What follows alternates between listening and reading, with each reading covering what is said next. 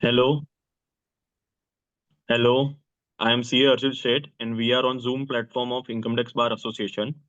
I thank President CA Sridhar Shah for inviting me as a host and inviting CA Deep Korodia as a faculty from Bhuj for today's topic GSTR 9 advisory. Recently GST department has issued advisory on 9th of December, which is only 21 day left for deadline of GSTR 9 for FY 23-24, and it has created a lot of buzz.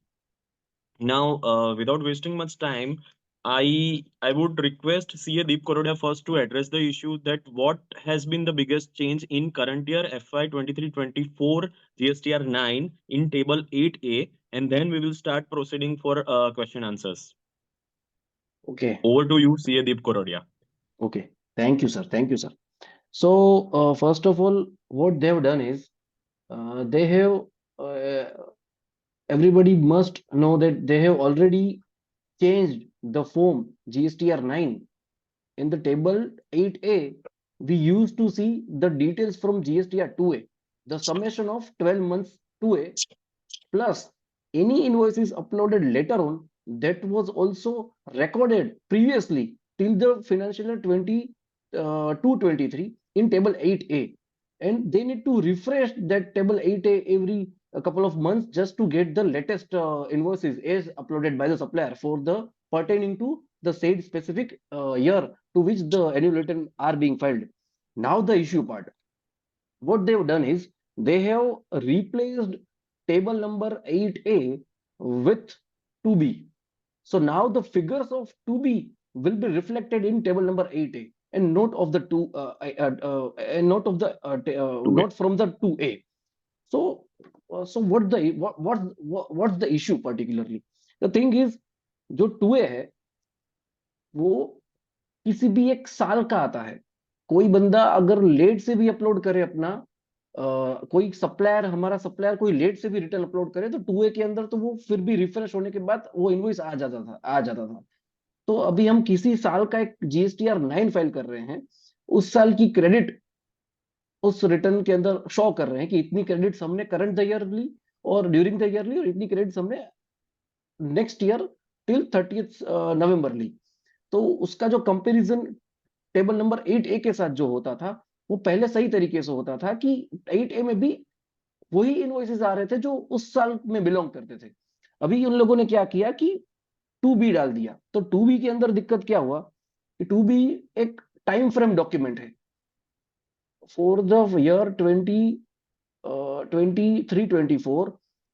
If my supplier has uploaded their GSTR1 from the date of 12th April 2023 to 11th April 2024, अगर इस period के अंदर upload किए गए हैं invoices मेरे supplier ने, वो उनके GSTR1 किसी भी मंथ के हो या किसी भी ईयर के हो, डजेंट मैटर, अगर ये टाइम के अंदर अपलोड किया गया है तो 2B में आ जाएगा. तो ये टाइम डिपेंडेंट हो गया, नहीं कि ईयर स्पेसिफिक हो गया. तो ये अभी जो कंपैरिजन हो रही है हाल फिलहाल, ये एप्पल टू एप्पल कंपैरिजन नहीं है. तो ये जो इश्यू हम डिस्कस करने जाए उससे पहले मैं दो तीन चीजें कहना चाहता हूं. वी शुड नॉट अफ्रेड और we should not fear based on this comparison. अगर यहाँ पे डिफरेंस आता है, एडवाइजरी अभी इस तरह से बनाई गई है कि यहाँ पे डिफरेंस आएगा. वो डिफरेंस जनरली क्या होता है, फियर क्या रहता है कि यहाँ पे अगर नेगेटिव डिफरेंस आया तो उसके ऊपर से डिमांड आएगी. No please, not possible. ये एप्पल टू एप्पल कंपैरिजन है ही नहीं. तो इसके ऊपर से अगर डिमांड आई तो भी इसका एक्सप्लेनेशन हो पाएगा. And at the time of generating the notice we have seen, even हमने जो अभी तक की नोटिस देखी है वहां पे भी देखा है कि वो लोग लेटेस्ट 2A का फिगर डालते हैं, नहीं कि 8A का फिगर ऐसे ही रख देते हैं. For the initial 4 years we have already seen the adjudication by the department. तो उसका कोई फियर बनाने की जरूरत नहीं है, वो एप्पल टू एप्पल कंपैरिजन है ही नहीं. दूसरी बात, जो टेबल नंबर 8 है that is a information purpose only. Table number 8 के अंदर ऐसा नहीं है कि वो कोई कैलकुलेशन में जाता है. अनलाइक टेबल नंबर 6 में अगर आप कुछ आईटीसी डालो तो यू आर सबमिटिंग दैट इतना आईटीसी मैंने इस साल का लिया. अगर आप टेबल नंबर 13 में कुछ डाल रहे हो तो यू आर सबमिटिंग दैट इतना आईटीसी मैंने नेक्स्ट ईयर लिया, pertain to current year but मैंने लिया नेक्स्ट ईयर. लाइकवाइज अगर टेबल नंबर 12 में आप कुछ डाल रहे हो तो यू आर सबमिटिंग दैट इतना आईटीसी मैंने रिवर्स किया, 23-24 का 8 दिया, ATC मैंने नेक्स्ट डे में रिवर्स किया। लेकिन टेबल नंबर जो 8 है that is for information purpose. अगर इसको अलग तरीके से देखो तो जिस तरह से आप HSN डिटेल डाल रहे हो वो कहीं पे कैलकुलेशन में नहीं जा रहा है, उसी तरह से टेबल नंबर 8 भी कहीं पे कैलकुलेशन में नहीं जा रहा है। So one should not gate confused, क्योंकि वो टेबल नंबर 8 इस जगह पे प्लेस है ना, वो एक्चुअली टेक्निकली वो टेबल नंबर 14 के बाद प्लेस होना चाहिए था, लेकिन बीच में प्लेस है तो कई बार कंफ्यूजन हो जाता है कि इसका भी कैलकुलेशन कहीं पे जाएगा।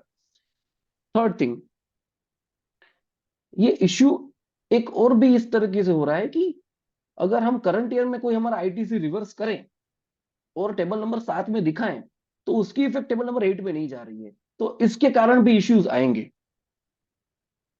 सो with this I hand over to Harshil to proceed with the Q&A। Before we do any deliberations, जो एडवाइजरी में केसेस टच अपॉन किए हैं, जो सिचुएशन दी है वो हम डिस्कस करते हैं पहले।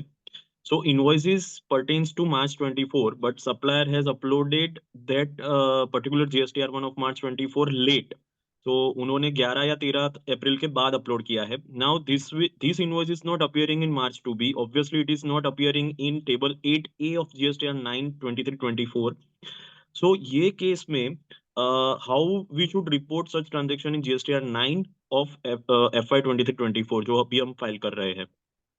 करेक्ट। सो अभी जो ये एडवाइजरी है ये कोई लॉ नहीं है, एडवाइजरी तो लॉ क्या कह रहा है वो बता रही है। फॉर्म्स यही कह रहा है कि अगर आपने ऐसी कोई ITC जो नेक्स्ट ईयर में ली है, क्योंकि वो नेक्स्ट ईयर में दिखाई दे रही है, तो वो आप टेबल नंबर 13 में रिपोर्ट करोगे, क्योंकि आपने ली भी नेक्स्ट ईयर में है, तो वो 8C में जाएगा। और 8C में जाएगा, यहाँ पे इन लोगों ने क्या रिपोर्टिंग में लिख दिया 8C में जाएगा, लेकिन साथ साथ में उसका इफेक्ट क्या आएगा, तो 8D में डिफरेंस आएगा। That difference is very well accepted and one should not feared और afraid about such differences moving forward. So we should make any working for or any reconciliation for this difference to explain at the time of notice. You may prepare a reconciliation, but as such the thing is Harshil, यहाँ पे है ना, ये multi universe बन रहा है। कैसे multi universe बन रहा है, तो डिफरेंस किस तरह से क्या आ सकता है, कोई एक मैटर ऐसा भी हो जो ऑलरेडी 2B में आ चुका है, मैंने लेट लिया है, मैंने लेट लिया है, and I have not followed the circular 170 कि जहां पे वो रिक्लेमेबल वाला इश्यू है ना, आज भी there are the set of people who are not following the reclaimable concept. So अगर मैं अगर वो यूनिवर्स में जा रहा हूं तो वहां पे तो ऑलरेडी 2B में ऊपर दिखाई दे रहा है, मैंने लेट लिया है, तो उस केस में तो अदरवाइज भी डिफरेंस नहीं आएगा। दूसरा मैटर कि जहां 2B में आया ही नेक्स्ट ईयर में है, तो नेक्स्ट ईयर में जिस 2B में आया है आपने उस मंथ में लिया है या उस मंथ के बाद लिया है, तो एज सच यू में prepare the reco, but at this time if you are sure that वो 2B में आने के बाद ही मैंने लिया है और दिखाई दे रहा है invoice, then in that case you can very well prepare such thing at the time of assessment as well.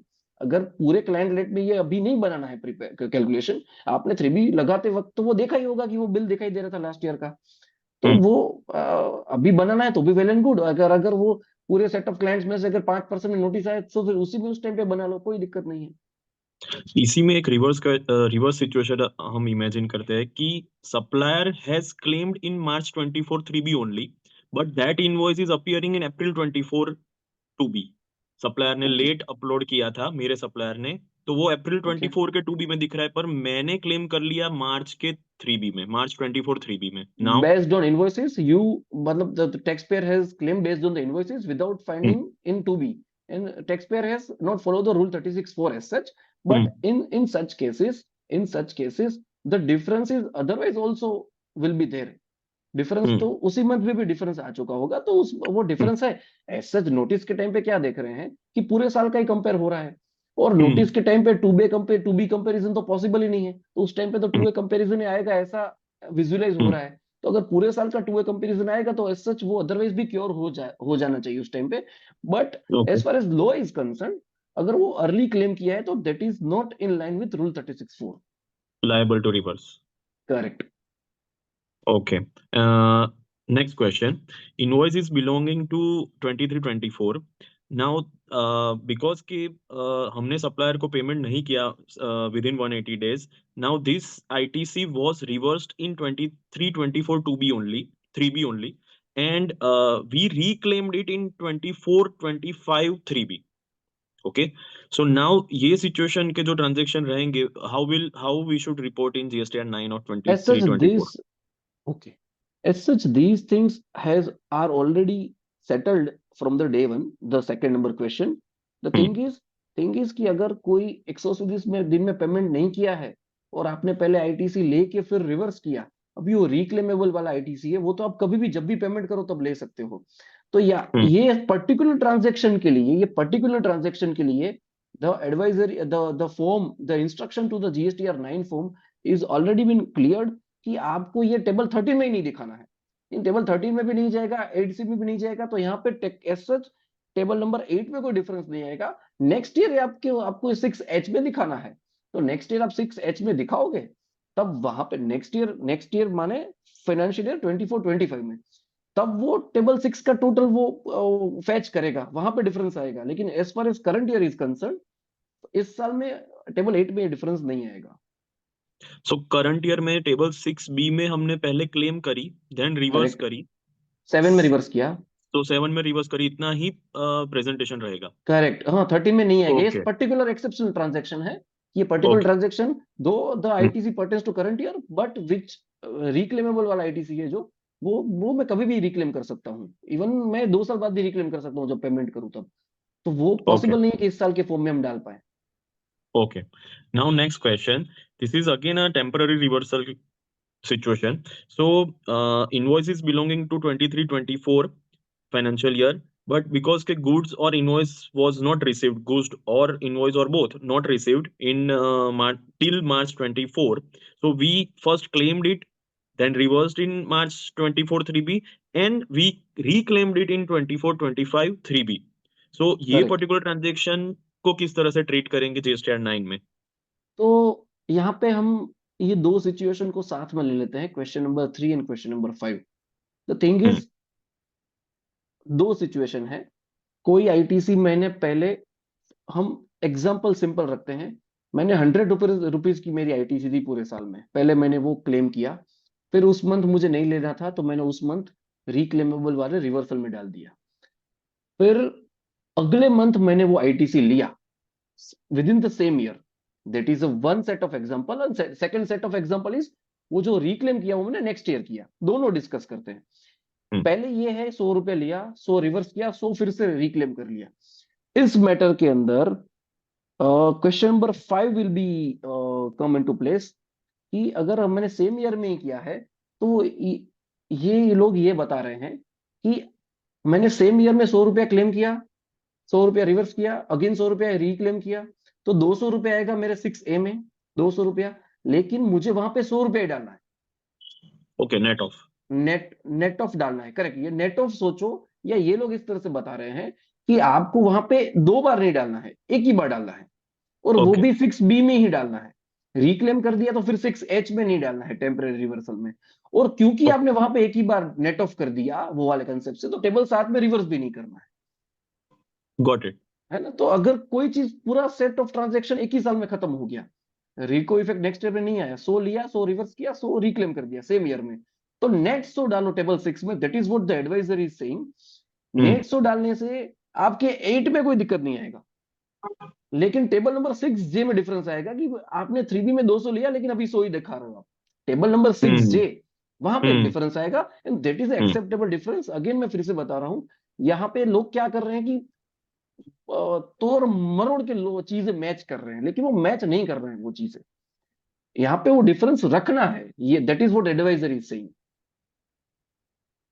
Okay second अभी क्वेश्चन नंबर 3 में आते हैं। क्वेश्चन नंबर 3 क्या बता रहा है? क्वेश्चन नंबर 3 ये बता रहा है कि अगर आपने कोई चीज गुड्स रिसीव किया, फिर वो टेम्पररी रिवर्सल में डाला, और फिर नेक्स्ट ईयर में रिक्लेम किया, तो वो चीज आपको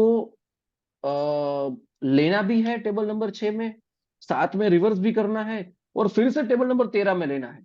अभी जो टेबल नंबर 13 में लिया है, एडवाइजरी तो ये बता रहा है कि टेबल नंबर 13 में लिया है वो 8C में जाएगा, और ऑलरेडी आपने 6 में भी वो चीज लिया है तो वो 8B में जाएगा ऑटो पॉपुलेटेड। दिक्कत ये है कि टेबल 7 का जो रिवर्सल है वो टेबल 8 में जा नहीं रहा है, तो यहाँ पे Hmm. वो उतना डिफरेंस रहेगा 8D में. That is what the advisor is saying. One should Okay. Not get afraid with that difference. उनको पास रिको होना चाहिए कि हाँ, हमने साथ में उतना रिवर्स कर दिया. जब भी शायद इस बेसिस पे भी अभी तो नोटिस आना ही नहीं है. ये कोई विजुअल, ये कोई, ये टोटली एब्सर्ड थिंग है अगर कोई बंदा अभी इस साल के टेबल नंबर 8 से कोई नोटिस निकाले तो. लेकिन फिर भी वर्स्ट कम वर्स्ट सिनेरियो में नोटिस भी आ गया है, ऑडिट में कोई पूछे, तो सिंपली बता दीजिए कि टेबल नंबर 7 में रिवर्स भी तो किया है, वो भी तो कंसिडर कीजिए आप वहां पे. तो वो नलीफाई हो जाएगा. ओके. एक यूनिक सिचुएशन वो भी है कि जब टेबल 8 2B को ले रहा है 23-24 में, तो ऐसी भी सिचुएशन होगी कि 22-23 का इनवॉइस बिलोंगिंग है, पर सप्लायर ने लेट अपलोड किया था, तो ये मेरे 23-24 के 2B में दिख रहा है, करेक्ट. उसके कारण टेबल 8 में दिख रहा है, टेबल 8A में. सो ये वाली सिचुएशन जो है वो कैसे रिपोर्ट होगी? ये invoice belonging two year 22-23, but now it okay. is appearing in my table 8A. So there is one instruction number 2A of GSTR 9, which specifically says कि इस साल में आपको इस साल का ही डेटा डालना है. मीनिंग देयर बाय, भले ही वो 2B में है, हमें तो टेबल नंबर 6 में तो हमने करंट ईयर का ही डेटा डाला है. 2B हम्म. में 120 आ रहा है, हमने तो 100 ही लिया है हमारे एग्जांपल में. 2B में 120 आ रहा है, क्यों? क्योंकि 20 रुपए का लास्ट ईयर का किसी ने लेट वन फाइल किया था. तो हम्म. यहाँ पे भले पॉजिटिव डिफरेंस रहे, पॉजिटिव डिफरेंस से भी नहीं डरना है, यहाँ पे पॉजिटिव डिफरेंस रहेगा इस मैटर पे. ओके. हमने ये एडवाइजरी के सारे सिचुएशन कवर किए. Any situation which you can think of जो एडवाइजरी में उन्होंने अभी तक नहीं सोचे, पर we can discuss if any such situation left. As such, the दिक्कत क्या है पता है, एडवाइजरी में तो मोटा मोटा सारा सिचुएशन आ गया, या फिर एक सिचुएशन नहीं आ रहा था हमने वो कवर कर लिया. एज सच सारे सिचुएशन कवर हो गए. लेकिन द थिंग इज कि ये जिस डायरेक्शन में जा रहा है ना, वो डायरेक्शन सही नहीं है. हम्म. है ना? पहले पहले हाफ बैग्ड कहीं पे भी 2B डाल दो. है ना? हम्म. फिर फॉर्म, जीएसटी तो क्या कह रहा है, ये जीएसटी तो ये सिर्फ ये बता रहा है, ये एडवाइजर तो सिर्फ ये बता रहे हैं कि इंस्ट्रक्शन ये बता रहे हैं. सीबीआईसी ने जो रूल्स बनाए हैं, उनका इंस्ट्रक्शन ये बता रहा है. और यहाँ पे भी क्लियर नहीं कर रहे हैं कि वो नेगेटिव डिफरेंस उसके कारण आएगा. है ना? यहाँ पे लिखने में क्या दिक्कत है, लिख दीजिए कि उसके कारण 6J में डिफरेंस आएगा, 8D में डिफरेंस आएगा, दैट इज एक्सेप्टेबल डिफरेंस. नहीं लिख रहे हैं anyway. So the bottom line is, फिर से दोहरा रहा हूं, डिफरेंस आएगा. यहाँ पे जिस चीज में जो जो डिफरेंस आ रहा है, वहां पे वो डिफरेंस 8D में भी आएगा, 6J में भी आएगा. Let it be. Save this advisory. Eight the time of assessment कोई पूछे तो बोलिए कि ऐसा बोला गया था, तो हमने इस बार डबल इस तरह से रिपोर्टिंग किया. तो एज सच हमने सारे सिचुएशन कवर कर लिए. And this is what is it is, we need to deal with this situation. Okay, one query which I have, any cases of reclaimable ITC. So this advisory itself is saying two different treatments. Okay, so one should follow which kind of treatment for goods and invoice received late, and another case is we claimed, reversed, and reclaimed. 3 and 5 I'm talking about. Point number 3 and 5. So both treatment will give different answer to GSTR 9 presentation. In my opinion, the thing both thing are in similar line. 3 and 5 goods Okay. नहीं आए हैं, है ना? अगर वही goods Hmm. Late आते, next year आते, तो 3 Hmm. नंबर सिचुएशन कवर कर रहा है. और 5 के अंदर Hmm. अगर सेम ईयर में हो गया, तो वो क्योंकि Hmm. इंस्ट्रक्शन बता रहा है कि वो नेट ऑफ करके डालना है, तो ऐसे they have covered both of the situation. Okay. Okay. One is for same year and another is of next year. Next Okay. Year, correct correct. Okay. तो Uh, the only thing is, अगर आप लेके reverse करके reclaim सिर्फ 180 days वाला method में करने वाले हो, तो थोड़ा ट्रीटमेंट चेंज होता था, जो हो जाता है. तो hmm. वो रिक्लेम अगर नेक्स्ट ईयर किया तो 13 में नहीं जाएगा, अगर 180 डी वाला इश्यू है तो. इसके अलावा कोई भी मैटर में लेके रिवर्स करके रिक्लेम किया है, तो 3 और 5 फॉलो होंगे. Okay. From this year, table 6H is also important. I mean, from this year and onwards, correct. 6H and 6M both are important. both are there are important. Set of people. Hmm. Even हमने जो situation discuss किया ना कि 100 रुपया लिया, 100 रुपया reverse किया, और फिर सेम ईयर में 100 रुपया ले लिया, तो Hmm. 3B में तो 200 है. ऊपर तो ऑटो पॉपुलेट में, Hmm. नीचे आप 100 रुपया. अभी ये एडवाइजर ये सब बता रहे हैं कि वहां पे आप 100 रुपया ही लो. Hmm. और क्योंकि उसी साल में आपने फिर से रिक्लेम कर लिया है रिवर्स करके, 7J में कुछ मत डालो। The another set of people, ये एडवाइजरी के बाद तो वो फॉलो ऐसा नहीं होगा, लेकिन लोग क्या कर रहे हैं, बाकी का 100 रुपया 6M में डाल रहे हैं, एनी अदर ITC जो ऊपर नहीं है वहां पे। तो that is also was the correct path before issuing such advisory. But अभी एडवाइजरी है तो रखो डिफरेंस, बिंदास डिफरेंस रखो, अभी तो क्या डरना है, बोल रहे हैं ना डिफरेंस रखो ये advisory. One should be having such backing of reconciliations and Excel sheets. Definitely. Okay. One should not So, get feared. That is the bottom line. One should not get feared with respect to difference in 6J and 8D. That is the bottom line. okay. I thank CA Deep Koradia for such a beautiful discussion on current hot topic, which is advisory on table 8. Over to President C.S. Sridhar Shah. Thank you, Harshil. Thank you, Deep, for such a wonderful video. Guys, this is an attempt we have made which cannot be covered with webinar, a small topic, but through an informative video, we want to clear the issues. Do use it and do maximum circulation of this so that people can understand that आपको ये difference इसको nullify नहीं करना है, difference को justify ही करना है। And the right way of filing GSTR 9 is to provide correct details, not just matching the figures. So Deep has given a great insight, and thank you both of you for sparing time to create such an informative video. And I'm sure for such kind of things, we will keep doing this small videos which can help you out. Thank you both the guys. Thank you, sir. Thank Thank you. you. Yes.